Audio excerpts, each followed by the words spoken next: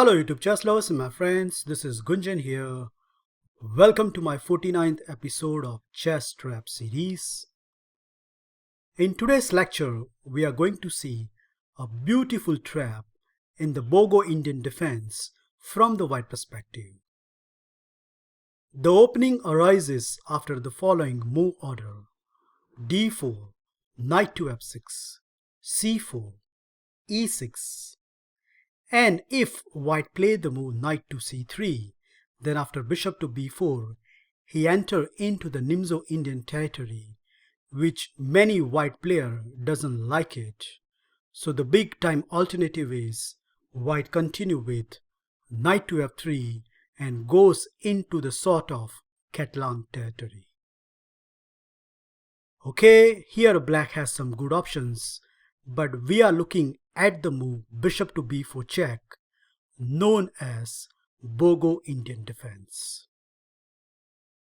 Obviously, now knight to c3 transpose back into the Nimzo-Indian territory, so the only independent good move here is bishop to d2, blocking and same time attacking, and accordingly queen to e7 is a fitting reply. What really black is hoping for, that if a foolish white player continue with bishop captures b4, then after queen captures b4, black queen is attacking two spot and black get instantly winning position just within the opening stage. So nope, white shouldn't do it, and accordingly the main line continue with g3, knight to c6 and bishop to g2, all set to castle on the king side.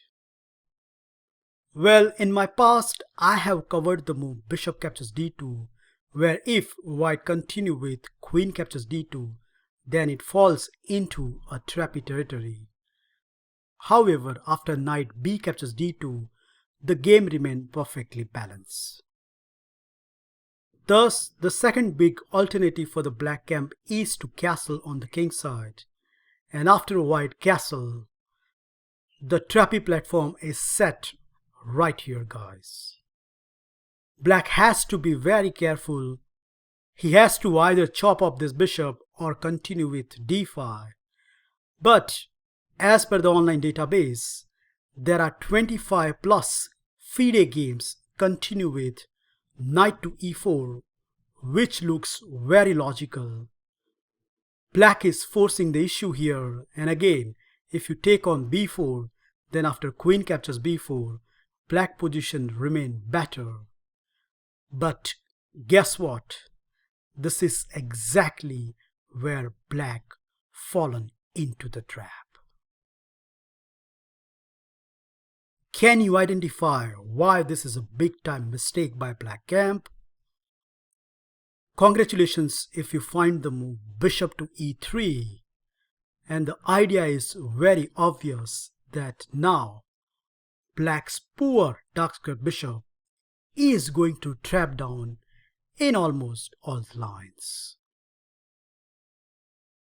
Well, let's look at few of the options. Number one, queen to e8, trying to give a location for the dark square bishop. Well, I'm afraid just one move, c5, and in the next few moves, black bishop is a completely goner. So that is right out of the equation.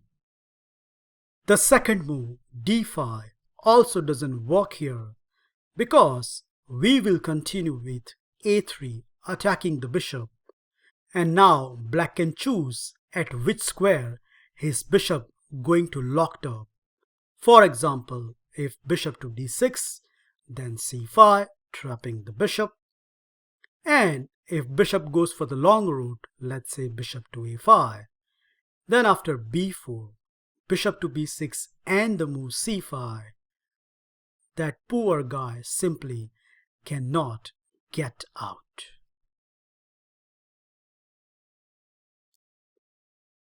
The third option, b6, looks very logical here, because now if you try to play a3, then bishop can definitely escape with bishop to d6. But this time around, again, white has a wonderful reply, and that is c5. So idea is very obvious. We are trapping down this bishop with a3 and b4. So black has to take it with the pawn. But again, white is not allowing that bishop to escape. a3 attacking the bishop. And black has two choices. If he continue with bishop to a5, then after d captures c5, once again we have the threat of b4, and no matter however black wriggles, he is going to lose a piece, as after knight captures c5, indeed b4 is on the agenda. Okay, what about c captures d4, a counter blow to the white bishop? And now it looks like black bishop is going to escape. But just one move.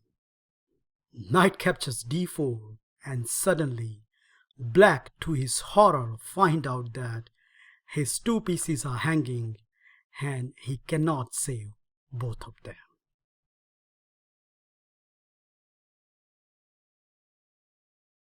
Last but not least, I think the only move which can save the bishop is e5.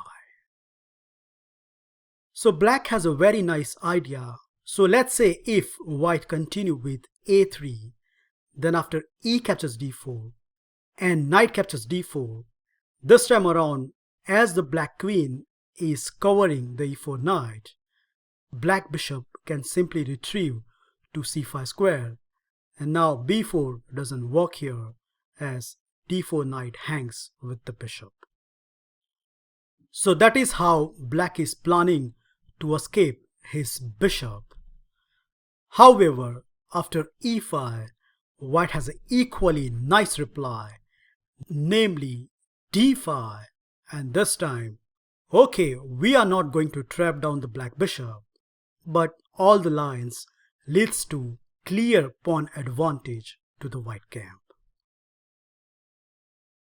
First of all, we are attacking the c6 knight, and if knight goes anywhere to the backward square, let's say knight to b8, then after knight to h4, black has to surrender the f pawn.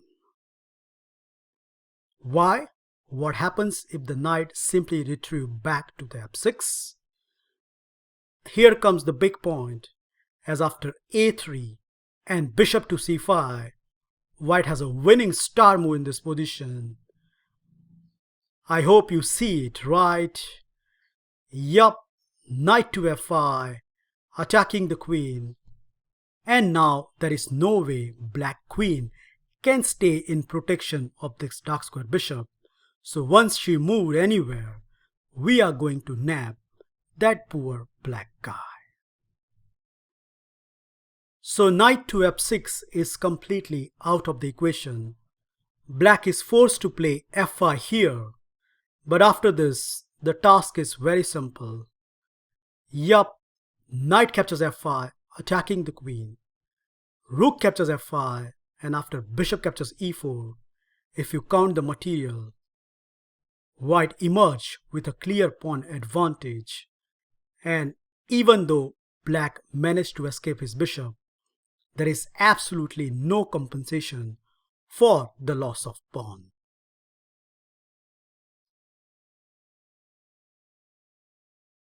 Last but not least, what happens if black continue with knight to d4, which is probably the only accurate response here.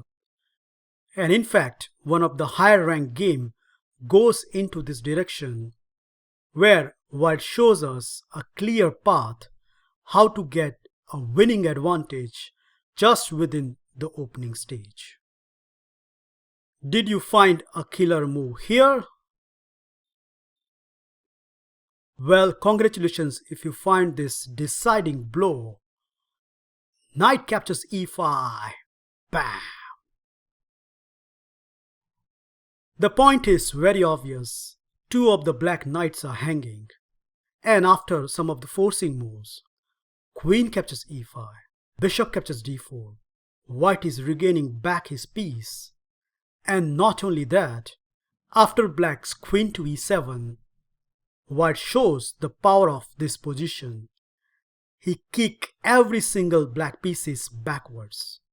First a3. Bishop has to go to the d6 square. Now he plays f3. Another piece goes back.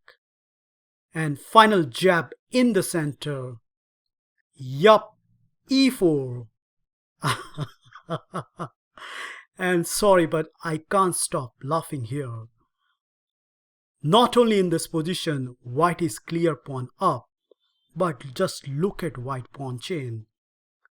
Not only black has to deal with the immediate threats such as c5 and f4 and e5, but let's say even though if he managed to parry it, once white pawns start rolling and take the space, nobody in the world would like to be in the black shoes.